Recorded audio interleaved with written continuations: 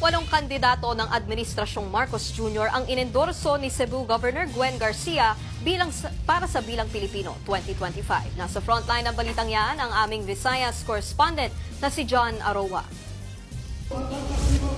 Buong norte ng Cebu ang nilibot ng mga senatorial candidate ng alyansa para sa bagong Pilipinas ngayong linggo. Ang Cebu ang isa sa mga vote-rich province ng bansa kung saan abot sa 3.7 million ang rehistradong botante sa probinsya.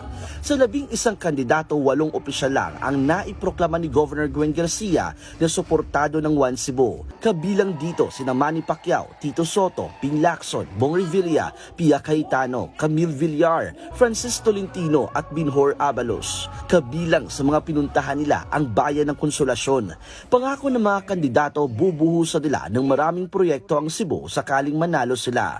Hindi naman malinaw kung bakit wala ang ilang senatorial candidates ng alyansa at kung bakit hindi sila naiproklama ng One Cebu. Paliwanag ni Garcia na kabatay sa kanilang prinsipyo ang pagsuporta nila sa mga kandidato. Pero binigyang diin din ng gobernadora na hindi siya nagsalita laban sa mga Duterte. Malaki raw kasi ang kanyang utang na loob sa dating Pangulo na nakakulong ngayon sa International Criminal Court sa The Hague, Netherlands. Pero sinabi rin ni Garcia na nire-respeto rin niya si Pangulong Bongbong Marcos.